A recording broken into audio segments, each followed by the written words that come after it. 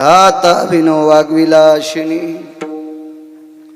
जे चातुर्यार्थ कला कामिनी ते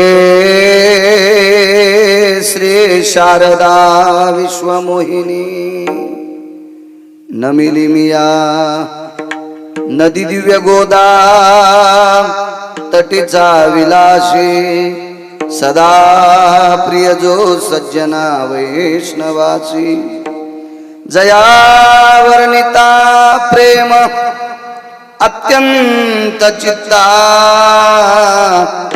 नमस्कार माझा श्री गुरु एकनाथ विठ्ठल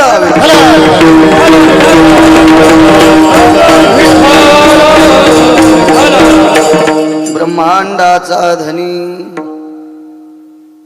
तो संती केला ऋणी मनोनी नाचे मागे मागे वाहे अंगे भारत्याचा प्रस्तुत प्राप्त प्रसंग निवडलेला अभंग विश्वमान्य विश्वभूषण विश्वाधिकार विश्वप्रिय शांती ब्रह्मनाथ बाबा यांचा प्राप्त प्रसंगी निवडलेला अभंग विठाला प्राप्त प्रसंगी निवडलेला अभंग माझ्या पैठणच्या मालकांचा आहे. थोडा बेस कमी कडक करावाच. प्राप्त प्रसंगी निवडलेला अभंग पैठणच्या मालकांचा आहे. कडक करा कडक. या अभंगाद्वारे मालक नमूद करतात या संतांचं विश्वाच्या मालकावर कर्ज आहे. तो संती केला ऋणी. ऋण म्हणजे कर्ज.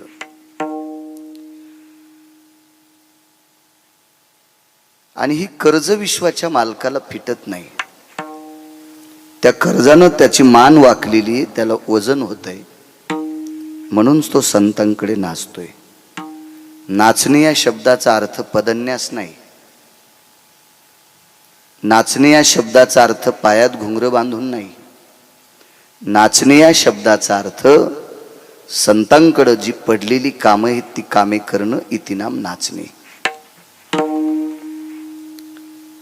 ते कर्ज फिटत नाही याच्याकरता. साकडे पडोने दी काही व्यथा आपणची माथा ओढवी. आदा कदा जर संतांकडे संकट येत असतील तर विश्वाचा मालक ती कसल्याही प्रकारची साकडे व्यथा त्यांच्याकडे जाऊ देत नाही. ती स्वतःच्या डोक्यावर ओढून घेतो. ती संकट स्वतःकडे घेतो. किती मोठी आहेत संत. एका जनार्दनी संत त्रिलोक्यात मुकुटमणी. राजेव आपण मोठे होऊन होऊन किती होणार आहेत. एक जण म्हणला 25 खेड्यात मलाच जास्त जमीन आहे. फक्त 25 खेड्यातच आहे तुला सुमळ्या. 26व्या खेड्यात तू यापेक्षा दुप्पट आहे दुसऱ्याला. कशाला येड्यावानी करायला. कुत्र्या शेपटीवानी हालीत राहतो आपलं कौरव. आपलं मोठेपण म्हणजे बुटकभर पाणी आहे. आणि संतांचं मोठेपण म्हणजे समुद्राच्या व्याप्तीला लाजविल इतकं मोठं आहे. आपण फार काही मोठे असेल तर भावभावकीला मोठडपण दाखवतील काही माणसं. फार काही मोठे असले तर सोयऱ्या धायऱ्याला मोठेपण दाखवतील. फार काही मोठं असलं तर आपल्या तालुक्यात जिल्ह्यात मोठा होशील. फार काही झालं तर राज्यात होशील. काही दिवसापुरता देशात चमकशील. संत त्रिभुवनात मोठे आहेत. एक जण म्हणला मी भारत देशाचा राजा आहे. एक जण म्हणला मी अमेरिकेचा राजा आहे. एक म्हणला मी जपानचा राजा आहे. मालक म्हणले आम्ही त्रिभुवनीचे राजे आहेत. त्रिभुवनीचे. आणि तू एका देशाचा राजा झालास तरी किती दिवस होशील. कोण दिवशी तू या खुर्चीचं तंगड मोडल. तू रिबीन कापायच्या कामी पण राहणार नाहीस. हे आपलं मोठडपण. चंद्र सूर्य येतोपर्यंत ज्यांचं मोठेपण संपत नाही ती संत आहेत. एका जनार्दनी संत त्रिलोक्यात मुकुटमणी. या त्रिभुवनात संत मोठी आहेत. ही साधा सोपा सरळ अभंगाचा अर्थ झालं कीर्तन विठाला.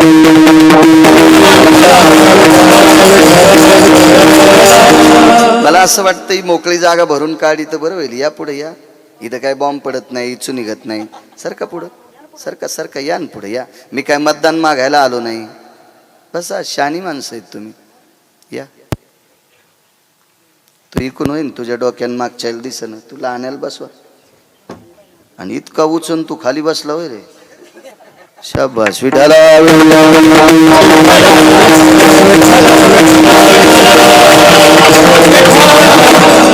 नाही सरकले माणसं, ते गॅप ठुलत पुढं सरकल्यावर काय होतंय? तुम्हाला काय यायचं, उभं यायचं, पाकिट द्यायचं होय? इतका ताण याल तुम्हाला. विठाला.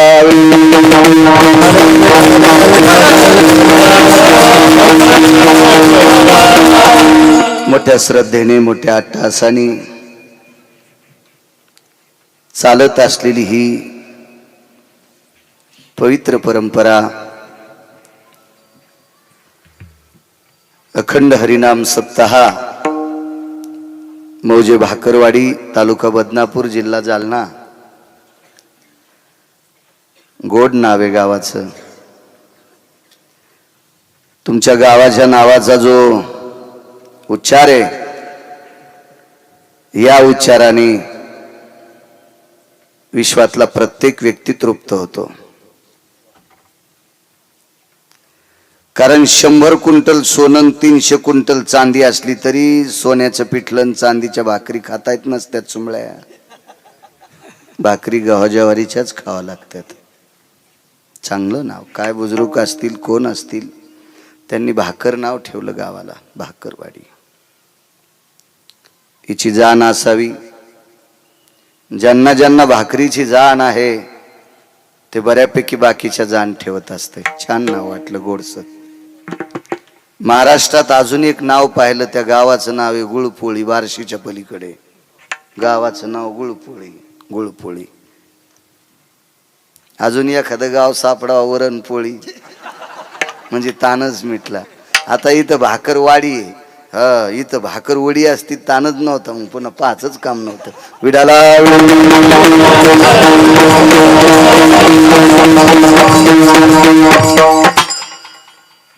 भाकरवाडी ग्रामस्थांच्या वतीने चालत असलेला हा ज्ञानयज्ञ,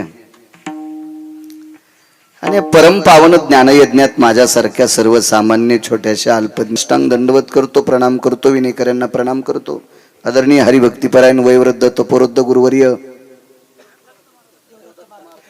देवदत्त महाराजांच्या चरणीही प्रणिपात करतो. आपला अमूल्य वेळ खर्च करून आलेली तुम्ही श्रोतेजन, माझ्या विटेवरच्या मालकाचे उपासक आहात तुम्ही, तुमच्याही चरणी साष्टांग दंडवत करतो. माय माऊल्या असतील आदी करून सर्वांना प्रणाम करतो. प्रभू तुम्ही महिषाची मूर्ती. तारखेच्या संदर्भात कुलकर्णी देवा फोन करत होते, त्यांनाही धन्यवाद.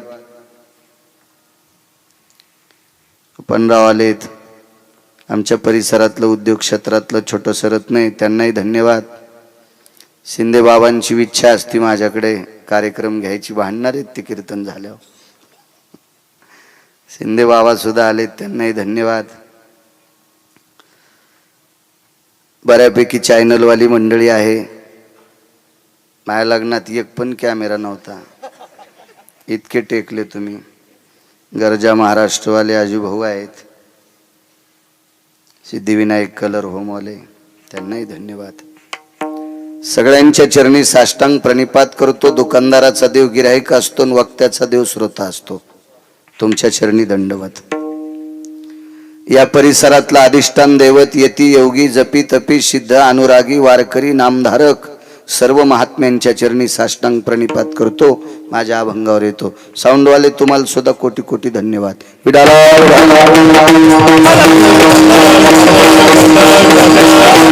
ब्रह्मांडाचा धनी तो संती केला ऋणी.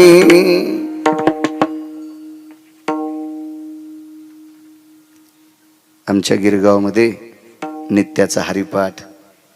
शेतकरी आहेत दोन्ही पण मुलं, पण गावातला हरिपाठ नित्यानं करतात. आमचे बळीरामजी फाटे आहेत, आमचा सोनू सोळंके आहे, ते सुद्धा जवळून गाडी आली गावाच्या म्हणून तेही 2 लेकर आले, त्यांनाही धन्यवाद. विडाला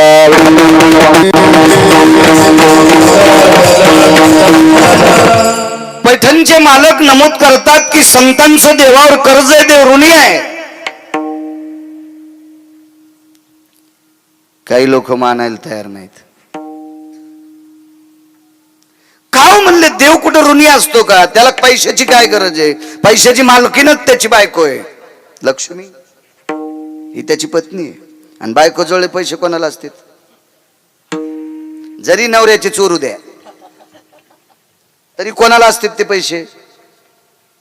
नवऱ्यालाच. लाखात एखादी येडपट असते ती भावाला देती, पण शक्यतो नवऱ्याचे पैसे जरी काही निमित्तानं घेतले तरी अडचणीत कोणाला देती? कोणाची बायको? ज्याची त्याची, म्हणजे माणसाची बायको.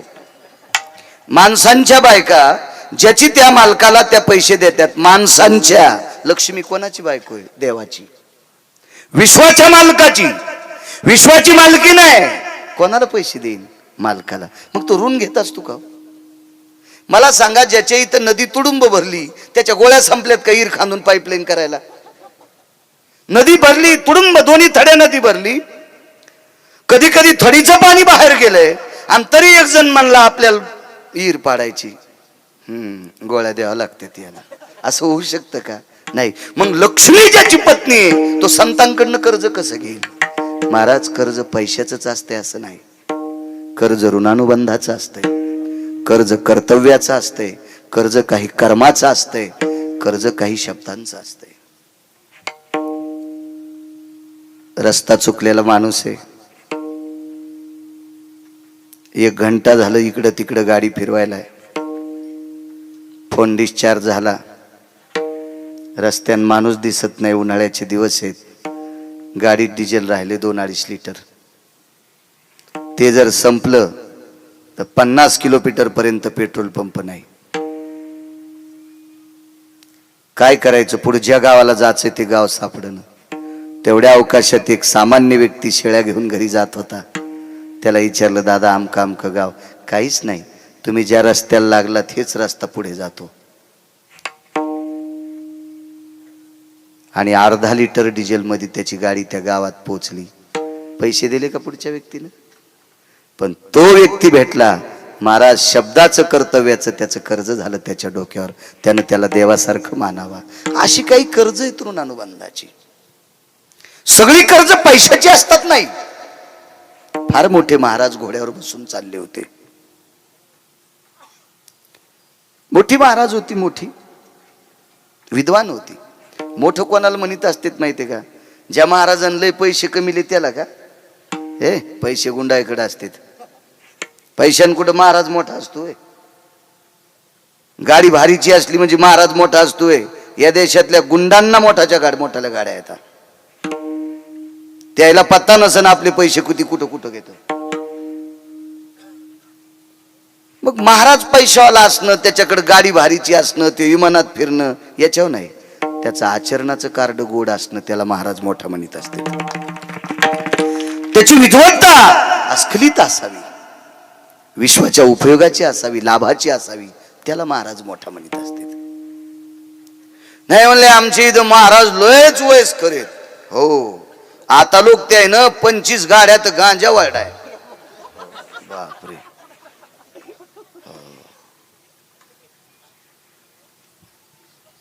आणि काय करायचं वयस्कर असून? नुसता गांजाच फुकला ना त्यानं. काय केलं त्यानं? काय महाराज येत म्हणले आमची इथं, बापा बापा बापा बापा, दिवसाला टोपलं भरत गुटखा थोकत येत. सांगणाऱ्याच्या थोतरीत हाणायला पाहिजे. हे महाराजाचं मोठेपण नाही. महाराज हा दयेनं मोठा असतो. महाराज हा कर्मानं मोठा असतो. महाराज हा कर्मशील वृत्तीनं मोठा असतो. महाराज हा आचरणशील वृत्तीनं मोठा असतो. ह्या बाकीच्या कुठल्याही उपमा महाराजाला लावायच्या नाही. सर्वाभूती दया साधू म्हणावे ऐशिया. महाराज कर्म गोड असेल, विश्वाच्या उपयोगाचे असतील, ती महाराज मोठी असतात. एक विद्वान प्रचंड पुष्कळीत विद्वत्ता ज्यांची, असे महाराज घोड्यावर बसून चालले. प्रवास घोड्यावरचा होता. पाठीमागे एक घोडं, पुढे एक घोडा आहे. निघाली महाराज. पुढच्या व्यक्तीचं घोडं थोडं वेगात चाललं. तो गावात पोहोचला. महाराज दिशा भटकटले, डावीकडे उजवीकडे वळाले. पाठीमागचं सरळ गेलं. महाराज एकटंच चुकलं. महाराज तान्हेनं व्याकुळ झालं. घोड्यावरनं खाली उतरले. सावली दिसत नव्हती, झाड लांब होतं. तिथपर्यंत चलता सुद्धा येत नव्हतं, इतकी तहान लागली. महाराजांचं घोडं सात्विक होतं. महाराजांच्या अंगावर घोड्यानं स्वतःची सावली धरली. काही काहीचे प्राणी इतके चांगले आहेत, इतके पोट्टे नालायक आहेत.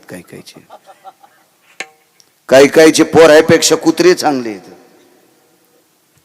एक माणूस कीर्तनाला निघाला आणि कुत्र गेट मध्ये मोकळं सोडून गेटला कुलूप लावलं. कुत्र्याला सांगितलं टब्या. कुत्र्यानं असं कान केला. मालक म्हणलं टब्या म्हणजे काय? कानवरी केला म्हणजे काय? मी कीर्तनावून येऊस तर गेट मधून उठू नको. मालक कीर्तनावून येऊस तर कुत्र गेट मध्येच बसलेलं. आणि पोरानं मागच्या कंपाऊंडून सोयाबीनचे 3 पोते फेकले. हो, काही काहीचे प्राणी इतके गोड आहेत. महाराजांच्या अंगावर घोड्यानं सावली धरली. त्या सावलीत कसे बसे बसले विचार केला, पण वाचत नाही. तेवढ्या अवकाशात पाय वाजत होती. टाक टाक टाक असा फाडदस्त माणूस चलू लागला. पायाखाली पानं काड्या मोडू लागल्या. उंच पुरा माणूस होता. काय महाराज? वेशावून पेहरावून पाहिलं. हळूच खून आवाज दिला. जी का बसले? तहान लागली. पाणी मिळेल का? महाराज म्हणले घंटा लागतोय पाणी आणायला. अर्धा घंटा झाला आणि अर्धा घंटा आला. त्या डोंगरावर झोपडी आहे माझी. वाचत नाही तर. महाराज म्हणले मरू देत नाही, पण पाणी पितान का? ते म्हणले वाचण्यासाठीच पाणी प्यायचे.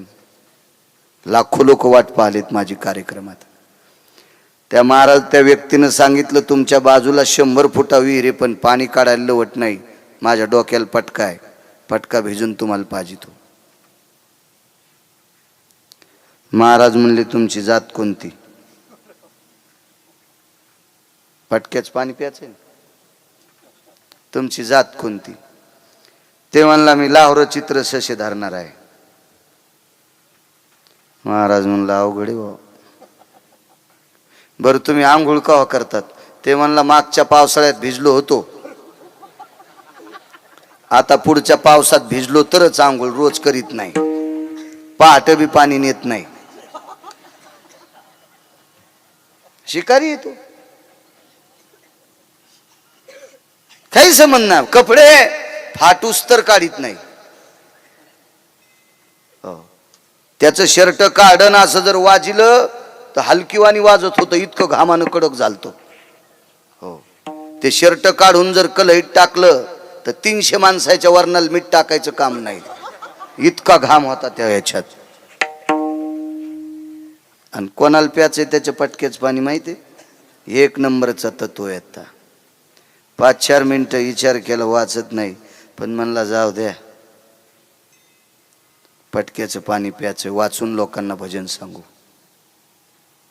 द्या म्हणले पाणी. 75 हाताचं पागुट सोडलं, इरीत सोडलं. सुत्ती पटका होता, रेशमाचा नव्हता. रेशम काय घेईन, तोंड पुसायच्या कामी नसतं, ते फक्त दिसायला चांगलं. सुत्ती कपडा इरीत सोडल्याबरोबर 2-2.5 फूट सोडा. चांगलं 2 वाट्या पाणी आलं. पाणी महाराजाच्या तोंडात 2-4 बाऱ्या पिळल्या. महाराज म्हणले जमलो आता, मरत नाही. या महाराज. ते म्हणला नाही, मी ज्या कार्यक्रमाला चाललो माझ्यासोबत चला. गेले तिथपर्यंत. मला खुर्ची टाकली, अशी महाराजाला खुर्ची टाकली. लाखो शिष्य होते महाराजाचे, लाखो. हो, प्रचंड पैशावाली. त्यालाच पत्ता नव्हता आपले पैसे कुठं किती कुठं. अशी लोक शिष्य. हो, बर. कार्यक्रम आटपला. महाराजाचा सत्कार होता त्यावेळेला. त्या सत्कारात महाराजाला सोन्याची वस्तू गिफ्ट होती. ते सत्कार घेता घेता महाराजांनी माईकवर सांगितलं तुम्ही मला किती मानता. लोक म्हणले देवा इतकं तुम्हाला मानतो. मग देवा इतकं जर मला मानित असेल तर मी तुमचा देव आहे. मग मी सांगतो ते करा. महासत्कार यांचा करा. मला जे सत्कार करायले ना तुम्ही यांचा सन्मान करा. लोक म्हणले महाराज तुम्ही आता कार्यक्रमात विक्षेप होईल म्हणून याला उठिलं नाही. हे वरीसवरी सांगूळ करीत नाही. हो, हे फाटूस्तर कपडे काढीत नाही.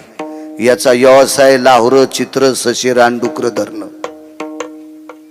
ऐका मुद्दा, ऋण सांगतोय, ऋण ऋण ऋण. महाराज म्हणले राजो पुन्हा एकदा विचारतो तुम्ही मला काय समजिता. महाराज तुम्हाला देव समजितो. मूर्खांनो तुम्ही याचा इन्कार करता. तुमचा देव यानं वाचिलाय. हा जर भेटला नसता तर तुमचा देव वाचत नव्हता. पैसे दिले का त्यानं? पैसे दिले त्या माणसानं? नाही. महाराज पाणी पाजलंय. अशी काही कर्ज असतात. असंच कर्ज विश्वाच्या मालकाच्या डोक्यावर आहे.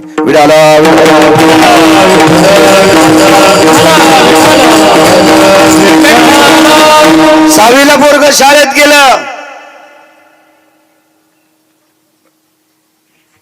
वर्ष संपलं, 7वीला जाणार. आईनं सांगितलं बाळा 7व्या वर्गात तुला शिकता येणार नाही. का ग आई? तुला शिकण्यासाठी माझ्याकडे पैसे नाहीत. वही पुस्तक पेन चालू शकत नाही. लोकांचं रान खुरपून तुम्हा तिघांना जगवते.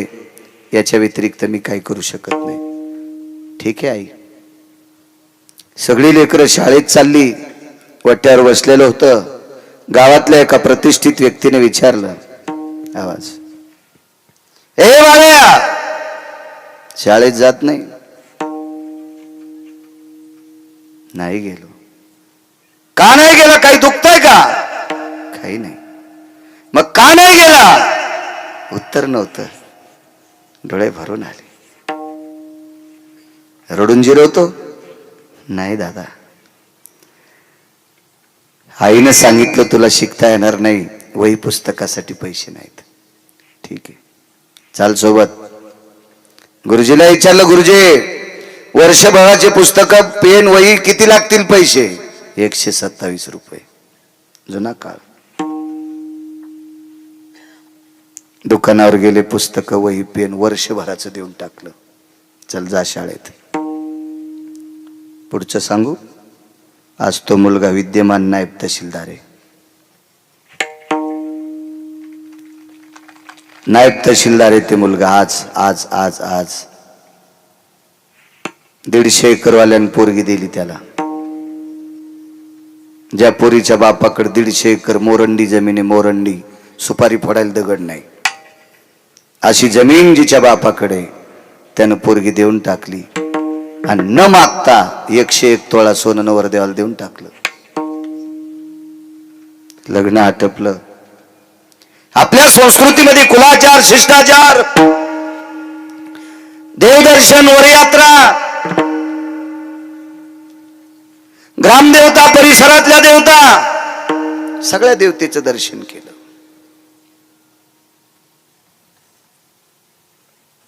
एके दिवशी गालाला हात लावला. पत्नीने विचारलं, मालक आपण खिन्न का? डोळे भरून आले. एका देवाचं दर्शन राहिले. कोण देव? आपण तालुक्याच्या ठिकाणी राहतो. माझं गाव लहानसं खेड आहे, जन्मभूमी. त्या गावात एक देव आहे. तिने सांगितलं तुम्ही ज्या गावात राहतात त्या गावातल्या मारुतीरायाचं दर्शन, गणपती बाप्पांचं दर्शन, शिवजींचं दर्शन, जगदंबेचं दर्शन, तुमच्या शेतात एक देव आहे त्या देवाचंही दर्शन घेतलं. अजून कोण देव आहे? अगं एक चालता बोलता देव आहे. त्या देवाचं दर्शन विसरलंय. चला जाऊ. निघता निघता पत्नीला विचारलं, तुझ्या बाबाला न मागता मला काय दिले तुझ्या बाबानं? 101 तोळा सोनं दिले. एक बोलू का तुला? माझ्यावर जर तुझं अतूट प्रेम असेल तर माझी इच्छा आहे 101 तोळा सोनं माझ्या देवाच्या पायावर टाकायचे. तुमची इच्छा, तुम्ही म्हणताल ते पर्व काळ. आणि वडिलांनी दिलेले 101 तोळा सोन्याचे डाग दागिने अलंकार एका पिशवीत भरले, गाडीत बसले, त्या खेड्यात आले. आणि 25 खणाची जोडणी होती. लहानसा वाडा होता चौकाचा, पाठीमागे 12 खण, पुढे 12 खण, मधला दरुजाचा खण, आतमध्ये एक लहानशी मेस टाकलेला होता, त्याच्यावर गादी, आणि गादीला टेकन देऊन बसलेली होती. बाजूला एका खुर्चीवर म्हातारी होती, पलीकडे कोपऱ्यात सुनबाई होत्या. मुलगा शेतात गेलेला होता. त्या काळातला 25-30 एकरचा मालक. दारात गाडी पाहिली, नातू आतमध्ये गेला, आजोबा आपल्याकडे मोठी एक गाडी आलेली आहे. नातवाला सांगितलं, बाळा तहसीलदार साहेब आले असतील. पटकन म्हातारी उठली, कणकीचा दिवा केला, त्याच्यात तेल घातलं, त्याच्यात वाद घातली, आणि औक्षण काढण्यासाठी म्हातारी उभी राहिली. आलास बाळा? आलो. दोघांचं दर्शन घेतलं, पिशवीची चैन उघडली आणि पायावर 101 तोळा सोनं रिचून दिलं. पत्नीनं सांगितलं, साहेब हा देव आहे तुमचा? ह्या सामान्य माणसाच्या पायावर 101 तोळा सोनं दिलंय? माझ्या बाबाने किती कष्टानं कमवलेलं आहे ते. थोडस बाजूला घेतलं, तिला एकच विचारलं, तुझ्या बाबाने तुला मला कस का दिलंय? तिने सांगितलं, का दिलं म्हणजे? अहो तुम्ही नायब तहसीलदार आहात म्हणून माझं तुमच्या सोबत लग्न लावलंय. माझे बाबा वेडे आहेत का कोणासोबत लग्न लावायला? ऐक ग प्रिये, मी नायब तहसीलदार आहे, एका तालुक्याचा कारभार सांभाळतोय. याच्याकरता तुझ्या बाबानं माझ्यासोबत तुझं लग्न लावलंय. पण मी नायब तहसीलदार होण्यासाठी या देवाची कृपा झालती ग, या देवाची कृपा झाली. लाखो रुपये दिले ते करे अजय त्यांनी? नाही, 127 रुपयाचं कर्ज महाराज. म्हणून नायब तहसीलदार झाला. अशी काही ऋण आहेत, आणि असेच ऋण विश्वाच्या मालकाच्या डोक्यावर होती. विठाला विठाला. तुम्ही राजकारणी माणसं पाहत असताना, पंचायत समितीचा सदस्य, जिल्हा परिषदचा सदस्य, आमदार, खासदार, मंत्री, हे यायच्या मनान मोठे होते का? असतील यायच्याकडे पैसे, त्यालाही माहित नसतं आपल्याकडे किती पैसे येत. पण यांना मोठं करणारे देव कोण असतील तर त्यांचे कार्यकर्ते. कार्यकर्ते जर बाजूला सगळे सोडून गेले ना, तर कळपातून चुकलेल्या हरणासारखं होईन त्या पुढाऱ्याला. कोण्या झाडाचा पाला खावा इतकं पण कळणार नाही, त्या हरणासारखी कथा होईल. महाराज, या राजकीय क्षेत्रातल्या लोकांचे देव कोण असतील तर स्वतःच्या जीवाचं रान करून त्यांचा प्रचार करणारे त्यांचे कार्यकर्ते त्यांचे देव असतील. मग विटेवरच्या मालकाला मोठं, यांना कोण मोठं केलं राजकारणाला? त्यांच्या कार्यकर्त्यांनी केले. म्हणून निवडून आल्यावर त्याच्यासाठी कधी कधी काचा खाली केल्या पाहिजे यायनं. हो, तितकी तरी सांभाळली पाहिजे. ज्यांनी आपल्यासाठी चपला घासल्यात, टाचा घासल्यात, पंजे घासलेत, त्या कार्यकर्त्यासाठी त्या पुढाऱ्यानं प्राणपणाला लावला पाहिजे, त्यासाठी गाडी थांबली पाहिजे. कारण या कार्यकर्त्या पुढाऱ्यांना मोठं करतात त्यांची कार्यकर्ते. यांचं कर्ज आहे. देवाला कोणी मोठं केलंय? संतांनी. आमुचिया भावे तुझा देवतनी, आमुचिया भावे तुझा देव, एका विसरून राही,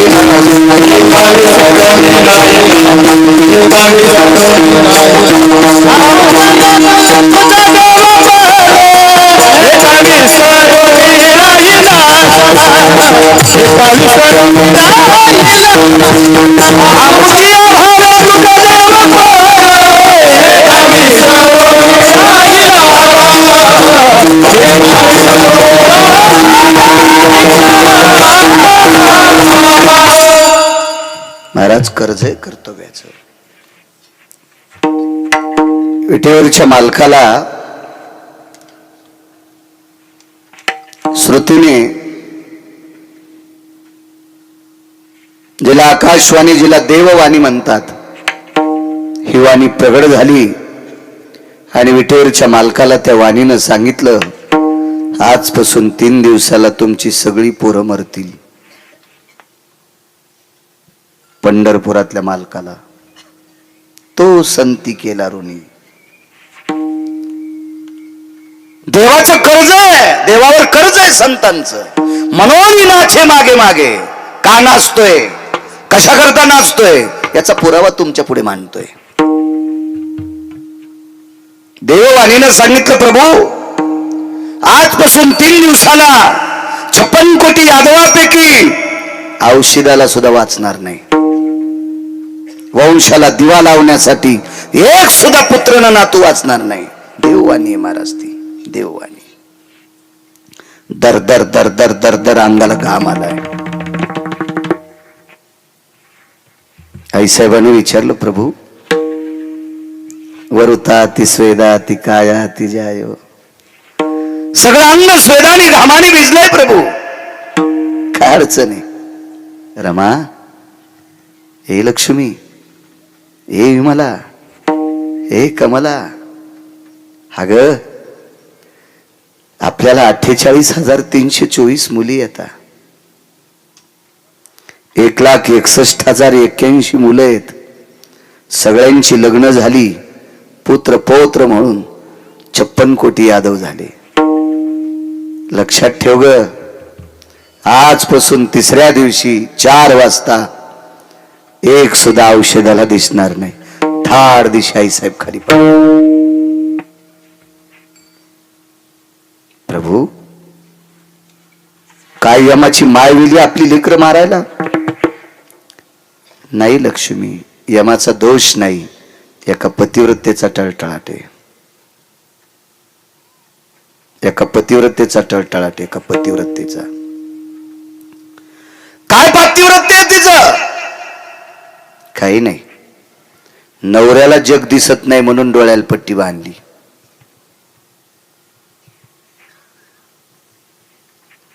नवरा बिना भाकरीचाच ऑफिसला पाठीला आणि ही महादेवाला पाणी घालायली अशी नव्हती. वडापाव खाऊ लागलं. म्हणलं काय काय नाही, ती सकाळीच पूजेला गेलती, मग स्वयंपाक कोणीच केला नाही. मग मुल्या कुठला नालाय का, लाज वाटायला पाहिजे तुला सांगायला. भंगिरी आहे अशी कुठे पतिव्रत असते होय? नवरा उपाशीच पाठीला आणि ही पांडुरंगाला मंजुळा वाहली आणि महादेवाला बेल वाहली. लेकरा इतकी नवऱ्याची सेवा करते, तिची देवावरी सत्ता. एकाही देवाच्या पाया पडू नकोस.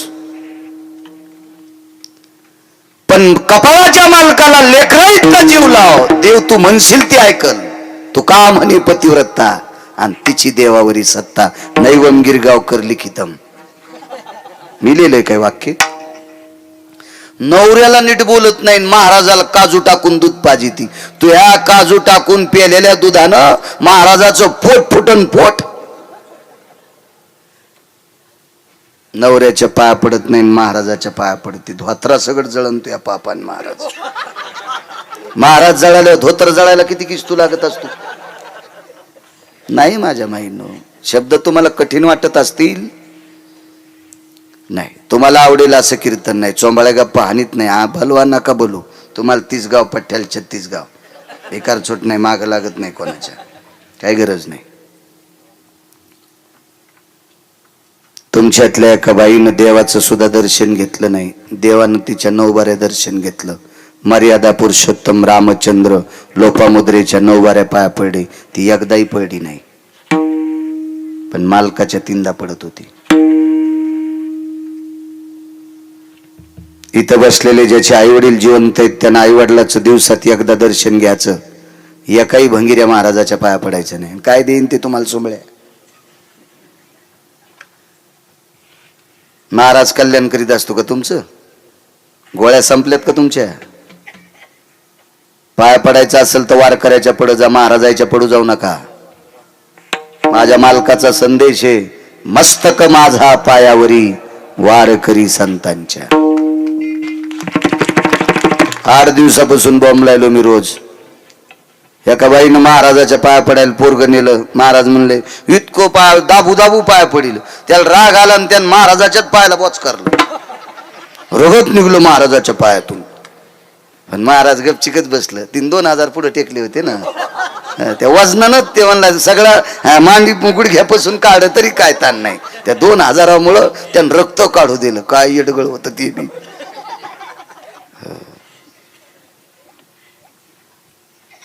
थोड्या वेळाने पोरग तिकडे गेल्या. म्हणलं बाई माझ्या पायाचं रक्त काढूस तर तुम्ही पोराला पाया पुढे दिलं काऊन? महाराज 3 वर्ष झालं पहिल्याच वर्गात आहे, दुसऱ्यात जाईत ना.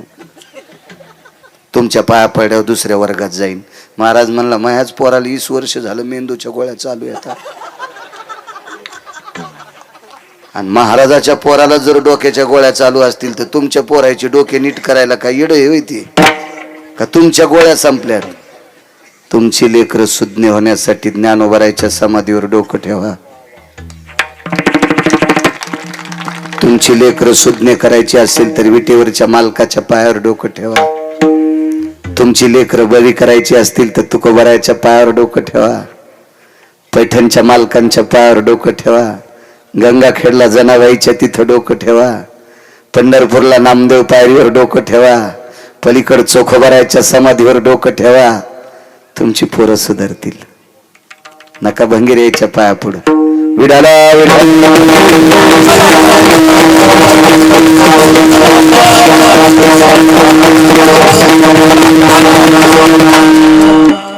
आई साहेब खाली पडल्या. प्रभू गांधारीचा टळटळाट होय, एक नाही वाचणार. बघा शिवजील बोलून. ते म्हणले बोलवायचं कशाला? शिवजी डोक्यावरच होते. विटेवरच्या मालकाचं महापूजा करा. टाळू चाफा. भगवान शिवजींची पिंड शिवलिंग भगवान विटेवरच्या मालकाच्या डोक्यावर आहे. प्रभू सगळी लेकरं मरणार. मला 8 दिवसापूर्वीच माहीत झालं. पर्याय रुपयाचा नाही. मी नाही वाचू शकत. शिवजी म्हणले मी वाचू शकत नाही. ज्यांचे मुले तो जगाचा बाप विटेवरचा मालक ते वाचू शकत नाहीत. विधात्याला प्रश्न केला ब्रह्मदेवा काय? म्हणले देवा मी तुमचा मुलगा आहे. नाभी कमळातून जन्म झालाय. तुमचं चालत नाही. दोघांचं मग काय चालणार आहे? दुपारपर्यंत तोंडाला पाणी नाही कोणाच्या. परवाच्या दिवशी 56 कोटी यादव मरणार. आकाश भडाग्नीच्या धुंबऱ्यानं व्यापून जाणार. यदुकुळाचा संहार होणार. तेवढ्यात एक व्यक्ती दर्शनाकरता आली. सात्विक सदाचारी पुण्यशील पावन व्यक्ती. साधा अंगावर धोतर आहे, साधा अंगावर शर्ट आहे, गळ्यामध्ये माळा आहेत, डोक्याला साधं पागुट आहे, कपाळाला गोपीचंद लावलेला आहे, मुखामध्ये रामकृष्ण नामाचा ध्वनी आहे. असा एक वारकरी देवाच्या दर्शनाकरता आलाय. तो संती केला रुनिया. देवावर कर्ज आहे म्हणून देव नाचायलाय. दोन्ही बी कर्ज कोणतंय आणि नाचतोय कसा ह्या दोन्हीचा पुरावा तुम्हाला देऊन टाकतोय. दर्शन घेतलं. पाठीवर थाप टाकली. त्या वारकऱ्याला हृदयाला धरलं आणि जगाचा बाप उकसाबुकशी रडत होता. बेस नकोय. रडत होता. भावनेच्या आर्द्रतेनं त्या प्रेमाच्या वलयाने वारकऱ्याचं अंग चिंब झालं आणि अंतःकरण शंकेच्या बोंड्या विचित होतं. विश्वाचा बाप आज खिन्न आहे. विश्वाचा बाप आज दुःखी आहे. विश्वाचा बाप आज नाराज आहे. खो भवा आपण कशा करता दुःखी आहात? तोंडातून शब्द पडा महाराज आजपासून 3ऱ्या दिवशी सगळीची सगळी संतती ऱ्हास होणार.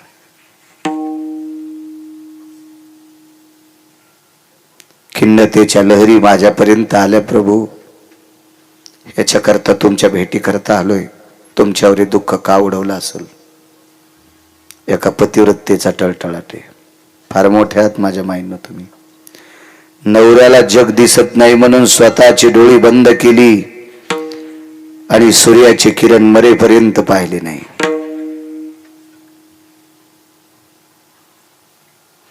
तार्किकाचा प्रश्न होता, दुर्योधनाला उघड पाहिलं त्यावेळेला कोण्या वेळेला पाहिलं? गोड आहे प्रश्न. माझ घरात दुर्योधन होता. माझ घर नाही कळणार. कोण्या घराला माझ घर म्हणते ते कळणार नाही. किमान मराठवाड्यातल्या लोकायला लाज वाटायला पाहिजे की ज्यांना माझ घर कळत नाही. या देशाची भाषा अभिजात भाषा मराठी आहे. राणीवासा कशाला म्हणतात? माझ घर कशाला म्हणतात? मराठीत ट्रिपल केले काय काय सुंबळे त्याला माझ घर सांगता येत नाही. याला एम ए पदी कोण दिली? त्याला हाणायला पाहिजे. याला नाही हाणायला पाहिजे, त्याला हाणायला पाहिजे. विडाला विडा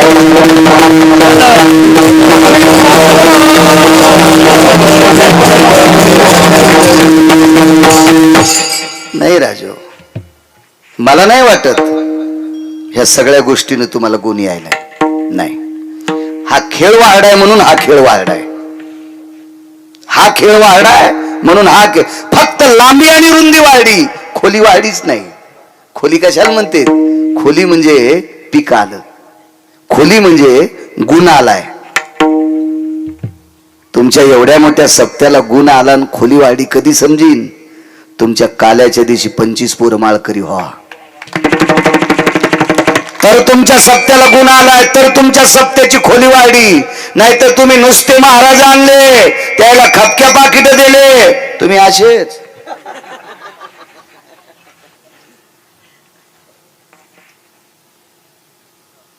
राजू,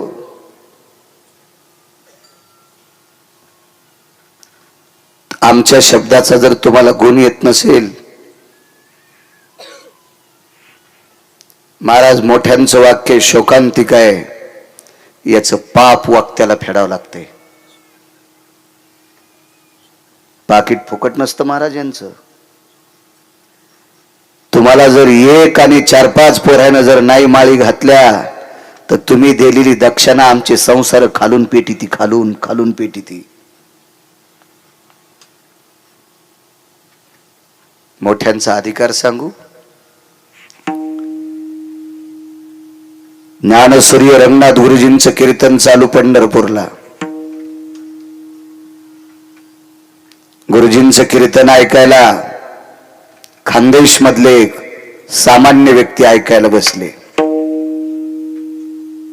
40 गावकडचे होते तिकडचे. नुकतंच लग्न झालत. कीर्तन ऐकलं गुरुजींचं. घरी गेले, पत्नीला प्रणाम केला. माफ कर, नाही संसार करू शकत तू सोबत. का?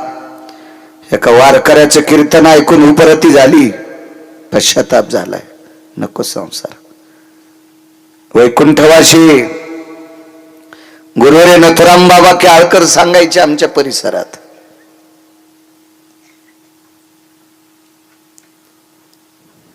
प्रणाम केला. पाहुण्यारावण्यांनी सांगितलं पुढचं काय? द्या लग्न लावून. बायकोने विचारलं, मला माय म्हणलात, ठीक आहे, एक बोलू का?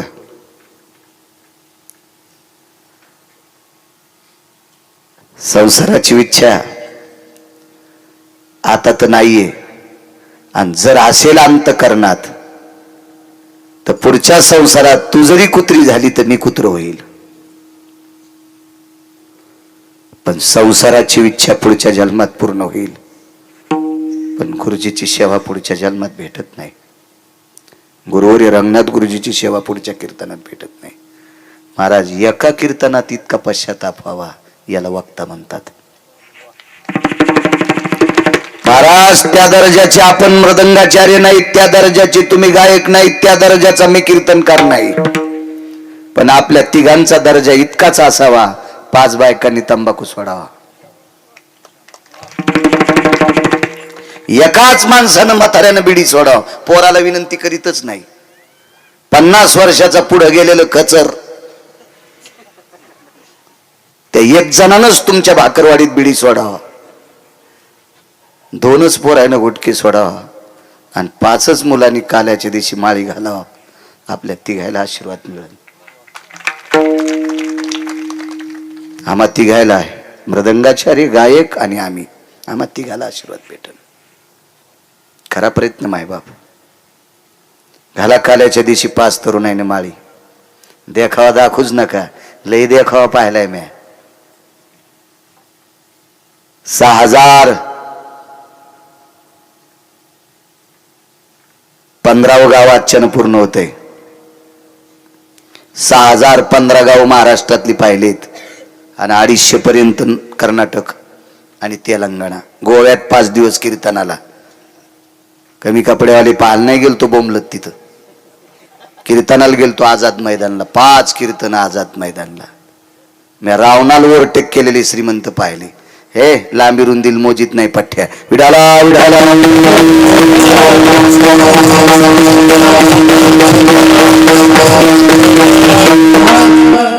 सप्ताह झाल्याच्या नंतर किमान 5 तरी लग्न झालेल्या शिकलेल्या पोरीनं नियम करायचा. आंघोळ झाल्याबरोबर 5 ज्ञानेश्वरीच्या वया वाचील, किमान तुकोबरायच्या गाथ्यातला 1 अभंग वाचील आणि मग संसाराला बाकी कामं करील. सप्त्याला गुण आला माझ्या माईंनो, सप्त्याला गुण आला समजायचा. कशा करता? हे जर तुम्ही करत राहिलात तर उद्या धर्म टिकल, उद्या ही बारकाली करतील. आणि तुम्ही जर नुसती मजाच म्हणून ह्या गोष्टी केल्या तर हे इतकी मजा मारतील, त्यावेळेला ओढून बघताना आपल्याला मळमळ होईल. विठाला विठाला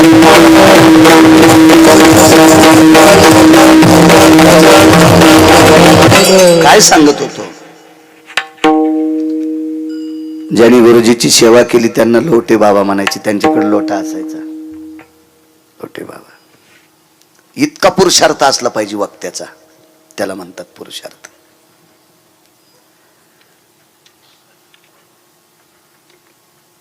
रडून रडून अंग चिंब झालंय. वारकऱ्यानं सांगितलं, देवा आजच्या संध्याकाळपर्यंत शांत बसा, एक जिवंत ठेवण्याचं काम करतो.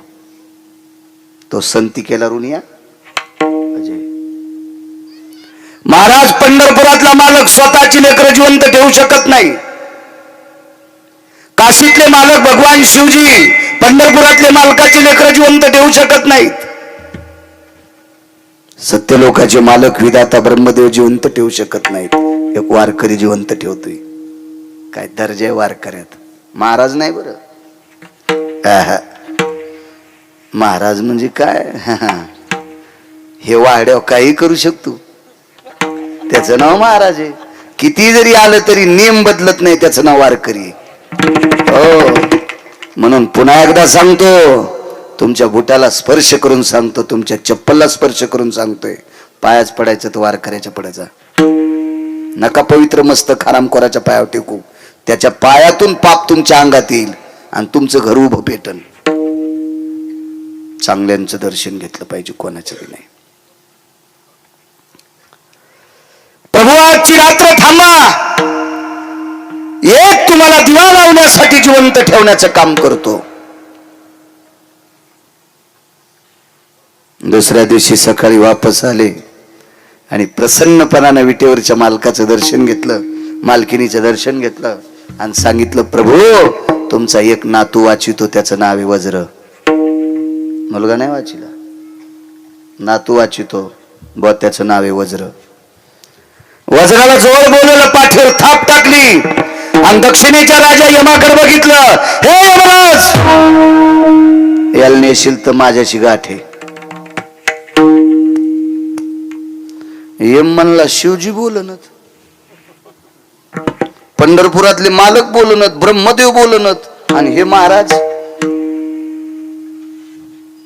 माझ्या अंगात धोतर आहे का? इतक्या भारीचं धोतर नव्हतं महाराजाला. माझ्या अंगावर शर्ट आहे का? इतक्या भारीचं शर्ट नव्हतं महाराजाला. महाराजांची पत्नी मंदिरात संक्रांतीच्या दिवशी वाण द्यायला गेली तर ती अंधारात गेलती. तिच्या मांडीवरची साडी फाटलेली होती. मुलाने विचारलं, आई तू अंधारात गेलीस? हो बाळा. उजेडात का गेली नाही? बाळा, दोन्ही मांड्यावर साडी फाटलेली होती. मी खूप शिवण्याचा प्रयत्न केला पण शिवली की पुन्हा फाटू लागली, जीर्ण झाली, जुनी झाली, दुसरी नेसण्यासाठी नाही. आई अंधारात त्याच्याकरता गेली. बाळा, स्त्रीच्या अंगावरचं लुगडं फाटलं, तिच्या मायबापाची इज्जत जात नाही, तिच्या सासू सासऱ्याची इज्जत जात नाही, तिच्या नवऱ्याची जाती. तुका म्हणे नग्न भाज परी ते लाज स्वामीशी. बाळा, पवित्र आहेवाचा संक्रांतीचा सण आहे. या पवित्र सणाच्या दिवशी माझ्या मांडीवरची साडी फाटली. ही परिस्थिती जर लोकांनी पाहिली तर माझ्या कपाळाच्या मालकाची इज्जत जाती, तुझ्या बाबाची इज्जत जाती आणि तुझ्या बाबाची प्रतिष्ठा जाऊ नये याच्याकरता अंधारात वाण देऊन आले. काय महाराजाची गरिबी असेल.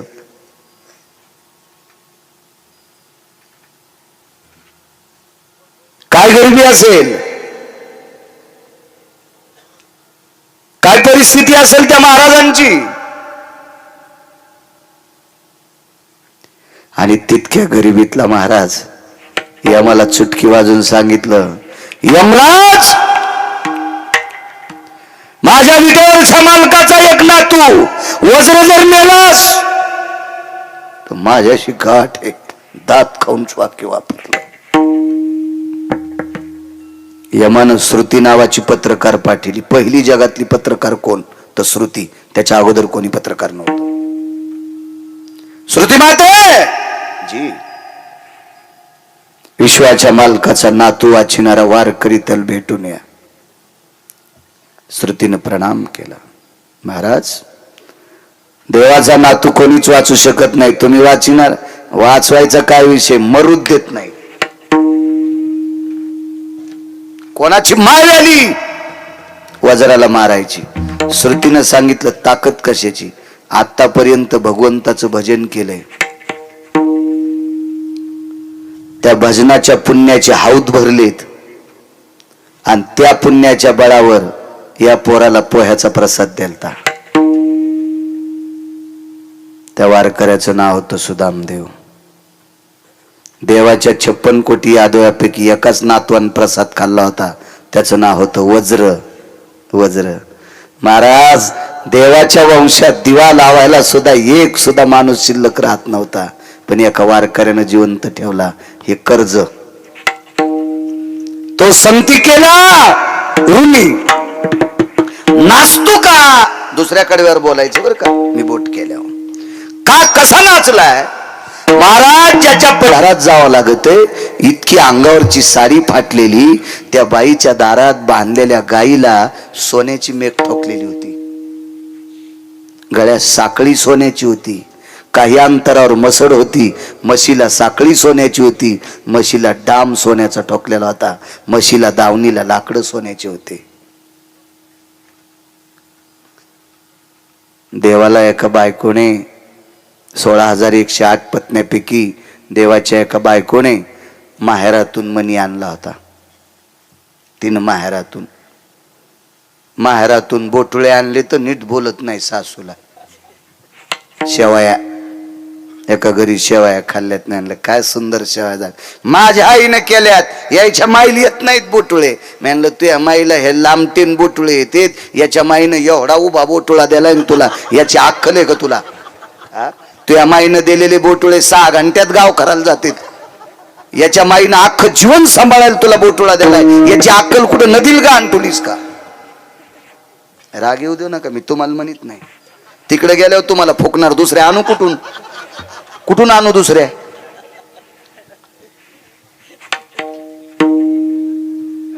तिळभर करायचं, निळभर नाही सांगायचं. साधे बोटुळे आणले तर सासूला किंमत नाही. 26,666 तोळे 8 मासे याचा एक भार 21 क्विंटल 78 किलो 44 तोळे 22 क्विंटल सोनं देणारा म्हणी आणला.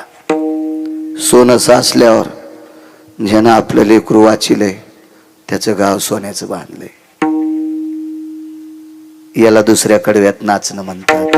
म्हणून नाचे मागे मागे म्हणून नाचे मागे मागे म्हणून नाचे मागे मागे म्हणून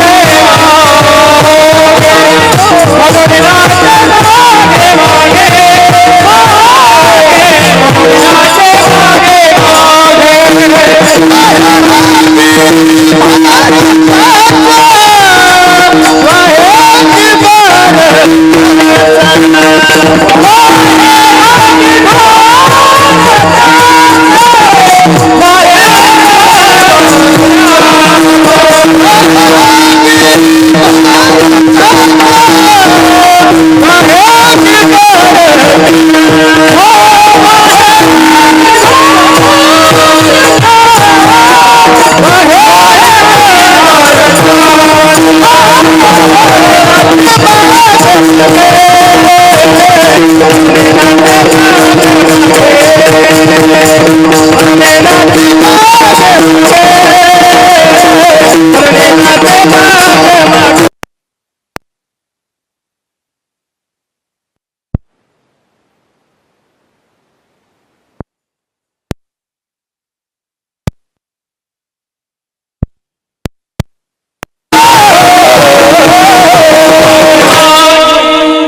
पागल झाले महाराज ते भक्तांकरता पागल आहे.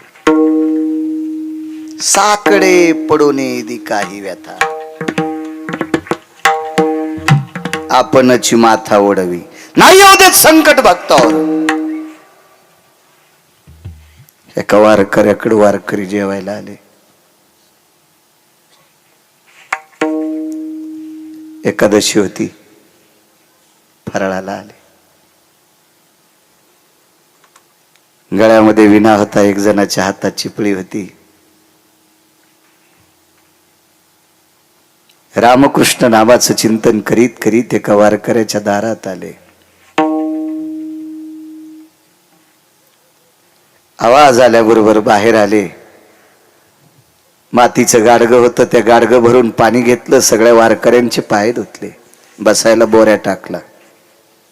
चटई नाही, सतरंजी नाही, गालीच्या नाही, गादी नाही, काय नाही, गोधडी पण नाही, बोऱ्या होता शिंदीच्या पानाचा. परिस्थिती नाजूक. बसली वारकरी, मातीच्या लोटक्यामध्ये पाणी प्यायला दिलंय.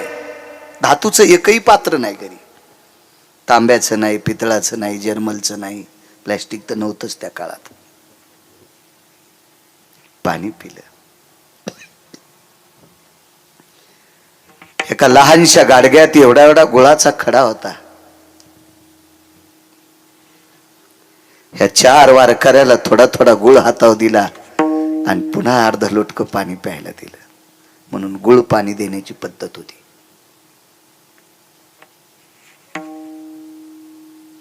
एकादशीचा जागर काही नाही फराळाला. चिंचीतल्या चिंचुक्या इतका गुळ, नखा इतका गुळ खाल्ला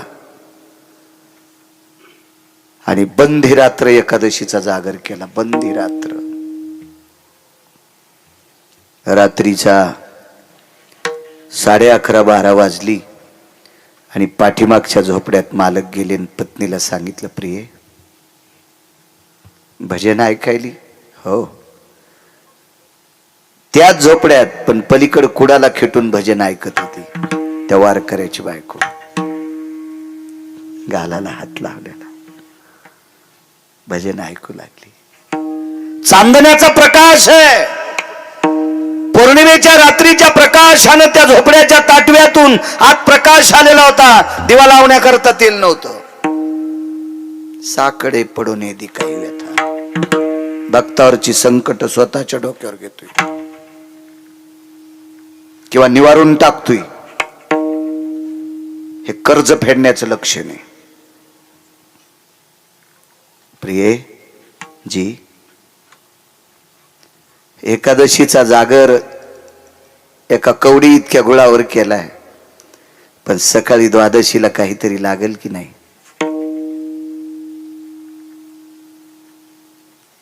करशील का वारकऱ्याला जेवायला? करते.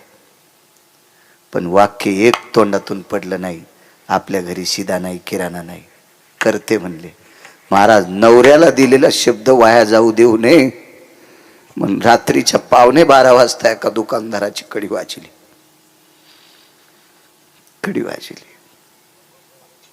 कोण? आमक्याची बायको आहे. काय एवढ्या रात्री? 4-5 वारकऱ्यापुरता किराणा पाहिजे. पैसे आणलेत? नाही. वापस हो. पुन्हा एकदा पाहिजे. सांगितलं ना एकदा. ऐका ना दुकानदार, द्यावं, दया करा. आम्ही तुमचे पैसे फेडू दुकानदार. दया करा दुकानदार. वारकरी आलेत आमच्या इथे एकादशीचं भजन करायलेत. मी काय धर्मराजा नाही. तेवढं नका दुकानदार. नका माझ्या मुलासाठी, नका माझ्या मालकासाठी, नका माझ्यासाठी. आम्ही द्वादशीला नाही जेवणार, पण आमच्या 4 वारकऱ्या करता 2-3 वाट्या पीठ द्या ना. द्या ना, अर्धी वाटी तांदूळ द्या ना दुकानदार. काय भावना जागी झाली आणि दार उघडलं.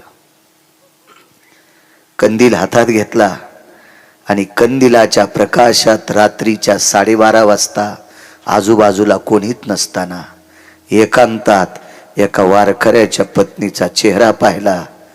तिच्या दाताचा प्रकाश कंदलाच्या प्रकाशाला लाजवीत होता. इतकी सुंदर त्या वारकऱ्याची पत्नी होती.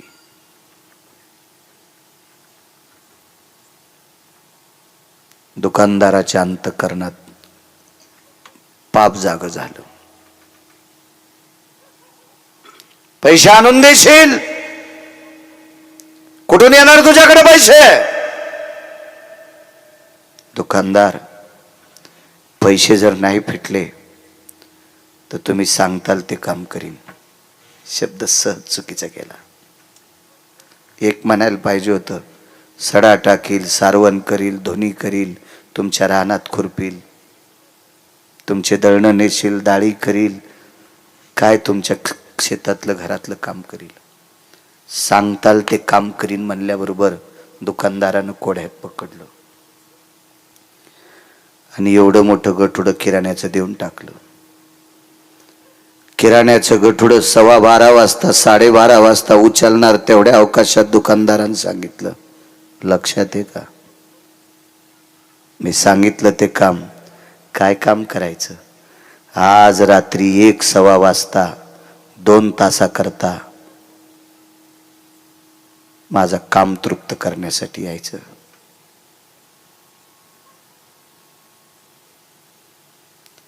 जिच्या दाताचा प्रकाश कंदला इतका पडलाय, वारकऱ्याला जीव घालण्यासाठी किराणा मागितलाय. चंद्राच्या साक्षीने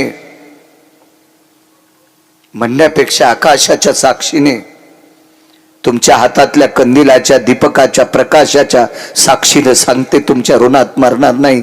वाटेल ते काम करून तुमचे ऋण फेडून टाकेल. नाही देऊन टाक. निघाली वापस. 10-5 पावलं चालल्याच्या नंतर लक्षात आलं, देवा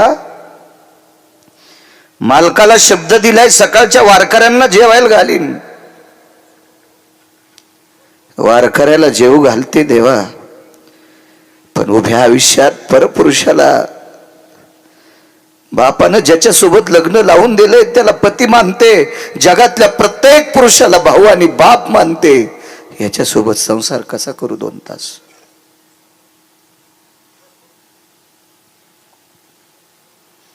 पुन्हा विचार केला, मालकाला लिहिलेला शब्द खोटा होऊ नये. देवा इतक्या पवित्र वारकऱ्याची सेवा अविरत केली, तरी पण मागच्या जन्मातलं जर काही पापाचं गठोडा असेल आणि शरीर बाटवायचं असेल तर तू ठरव. 1:15 वाजता 2 तासाकरता तुमचं दास्यत्व स्वीकारायला येते, द्या किराणा. घेतला. घरी नेऊन किराणा टेकला. हातातल्या बांगड्याचा आवाज आलता. भजन चालू असताना 1:15 वाजता मालक पलीकडे गेले. पाहिलं तर आपली पत्नी उकसाबुक शिरडत होती. डोक्यावरच्या पदराचा कोपरा तोंडात घातला. आपल्या रडण्याचा आवाज भजन करणाऱ्या वारकऱ्यांना जाऊ नये, पण उकसाबुकशी उदका दाटत येत होता आणि पदराचा कोपरा तोंडात दाबून रडत होती. नवऱ्याने विचारलं, प्रिय दुःख कसलंय? वारकऱ्यापुरता किराणा देऊन टाकला. त्या दुकानदाराचं नाव होतं तुळशीदास नावाचा दुकानदार. महिपतींच्या चरित्रात बघा तुम्ही, लक्षात येईल तुमच्या. त्या दुकानदाराचं नाव आहे तुळशीदास. तुळशीदास दुकानदाराने आपल्याला किराणा दिला. हो. काम करून पैसे फेडू नाही. कसा दिलाय? 2 तासाकरता शरीर इकलंय.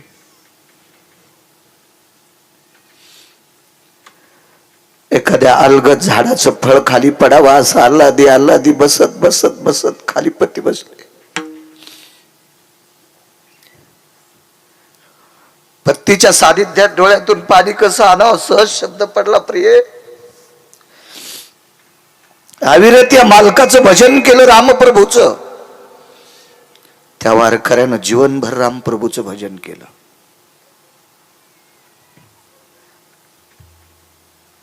ठीक आहे, इतकं चांगलं वागून जर आपल्यावर ही वेळ आली असेल तर मागचं कर्मातलं गाठोडं असेल. तू जाणार आता? हो.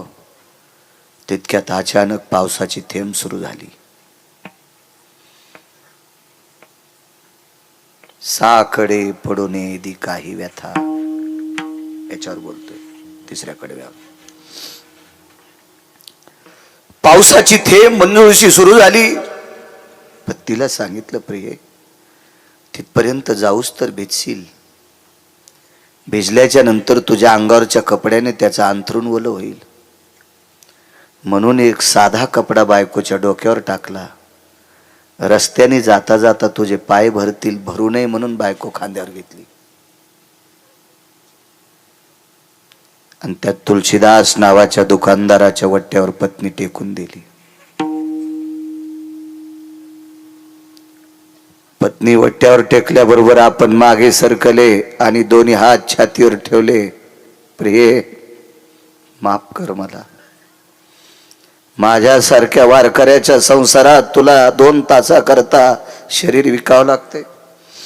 माफ कर मला, माफ कर. लक्षात ठेव प्रिय, तू जर मला निष्ठेनं पती मानत असशील तर तुला या गळ्यातल्या मंगळसूत्राची शपथ 2 तासाकरता याला तू स्वतःचा पती समज. जी मालक या तुम्ही. डोळ्यातल्या पाण्याची थेंब खाली पडत होती. आकाशातून पावसाची थेंब पडत होती.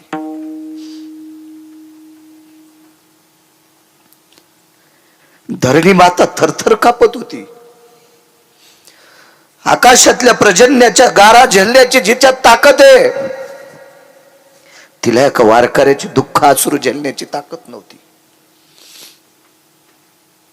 आणि या धरणी माती रेविटीवरच्या मालकाला जाग केलं. देवा काय जाणो देवा होशील निजला.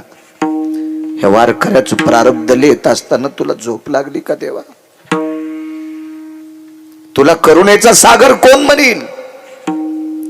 तुला वात्सल्य सिंधू कोण म्हणील देवा? त्या वारकऱ्याचं नाव होतं संत कबीर. संत कबीर रामनामाचं भजन केलं. भजन करता करता पोटाची खळगी भरण्यासाठी कपडा इनला. कबीराचे मागी शेला विनू लागे. एक शपक पुरावा गाथ्यातला नाही. ठाई ठाई सेल्यावरती दिशे राम नाम ग. ठाई ठाई सेल्यावरती दिसे राम नाम ग. दिसे राम नाम ग. दिसे राम नाम ग. कपडा विणल्यावर त्या कपड्याचा धागा राम राम म्हणत होता. ती संत होती, संत कबीर. सगळ्या जातीत संत जन्माला आले. कबीर मोमीन लतीफा मुसलमान. सेना नावी जान विष्णुदास. संताला जात नाही. संत जातीसाठी जगत नसतो, संत विश्वासाठी जगत असतो. जगाच्या कल्याणा संताच्या विभूती. देह कष्ट भीती परोपकारे. जात नाही या